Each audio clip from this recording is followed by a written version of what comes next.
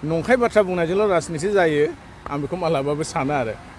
हाग्रामा बिथाङा 60टा समस्ति जायोबा प्रमद बर'खौ खुलुमनो नागिरदों सार दा बेनि समाव बेथ' गावनि खोथा जेब्लानाखि 60टा समस्तिया जानानै फैयो बिनि उनावहाय बियो मा रोखोमनि सोलायो खोथाखौ बेखौसो आं नेनानै थादों आरो बे समखौ खुलुमनायाथ' खुलुमखानाय नङा बियो नाथाय खोथाखौ माबायदि दानलिनो थाखाय नाजागोन मा साननानै दं आं बै समखौसो नेबाय थादों समस्याथ' 60टा जाहैगोन बेनि माबायाथ' जाबाय थादों आरो बेफोरखौ एथ' माने बुंलायनांगौ गोनांथि दं होननानैबो आं सानाखै आरो दिनैनि प्रग्रामाव गोजौ थाखोनि अफिसारफोर बा गोजौ थाखोनि टिमफोर फैदों नामा बेवहाय ब्लक डेभेलपमेन्ट अफिसार पिडिआ फैनो गोनांमोन क'क्राझाराव थांनो गोनां जादों बिथाङा फैनो हायाखै बेजों लोगोसे इन्जिनियार्सफोर दङ ब्लकनि बेनिफ्राय जोंहा बिटिआर फेल'फोर दङ बेनिफ्राय TCLCC आरो BCDCनि आरो लोगोसे माखासे CLFफोरनि दंफैयो माखासे बेखिनियानो थेंक इउ बेयो जोंनि बिटिआरनिनो मोनसे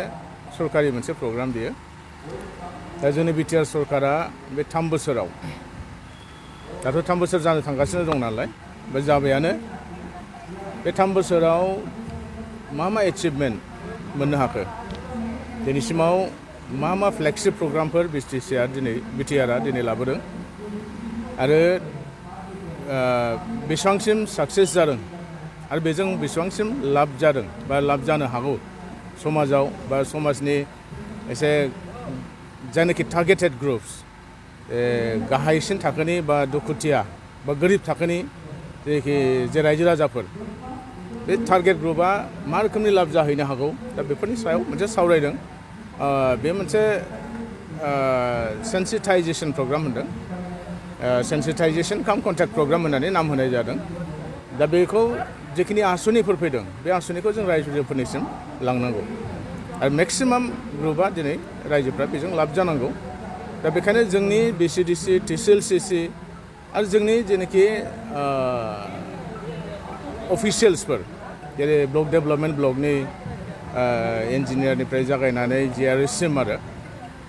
दा बयबो बे आसुनिफोरनि सोमोन्दै मोजाङै मोनथिनांगौ गोनांथि दङ दा बेखायनो दिनै बाहाय माबाखौ दिन्थिनाय जादों गासिबो प्रग्रामनि सायाव सावरायनाय जादों प्रेजेन्टेसन होनाय जादों आरो बेखौ रायजोफोरनिसिम लांनानै रायजोफोरखौ माब्रैहाय साबसिन माने लाब जाहोनो हायो बेनिफ्राय मुलाम्फा मोनहोनो हायो बेखौ मोनसे थांखि नोजोर बोनानै बेखौ लानाय जादों आरो जिहेतु नोंथांमोना गोबां मोजां आसनिफोर दिनै बिटिआर सरकारा रायजो राजाफोरनो दैथायना होबाय थादों दा माखासे बेरेखा दोलोआव थानाय बिथांमोना नोंथांमोनखौ आसनि जेबो मावनो हाया फैलार जादों नोंथांमोननि सरकारा होननानै बायदि बुंदों दा बेनि सायाव मा बुंदों बेखौ माब्रै बुंनो हायो आं आसरित मोनो आरो बे रोखोमनि नंखाय खोथाफोरखौ माब्रै बुंनो हायो आं आसरित मोनो आरो खिन्थु जोङो नायोब्ला नुगोन बिथांमोनहा बे 15 बोसोर 17 बोसोराव मा आसनि लानानै खामानि मावबोदों सिंगल मोनसे फ्लेगशिप प्रग्राम जों नुबोआखै खिन्थु दिनै नाय फरायसाफोरनो होनाय गियान सोरांनिफ्राय जागायनानै अनसाय बिथांखिनिफ्राय जागायनानै आलारि सोरां माइनाव सोरां बिदिनो गोबां माखासे फ्लेगशिप प्रग्रामफोर दिनै बिटिआरआ दिनै लाबोबाय थादों मानगोनां जोंहा चिफ बिटिआरनि मानगोनां प्रमद बर' बिथांनि जेनाखि इनिसिएटिभ बिथांनि जेनाखि साननाय बेनि गेजेरजों गोबां माखासे फ्लेगशिप प्रग्रामफ्रा दिनै लाजाबाय थादों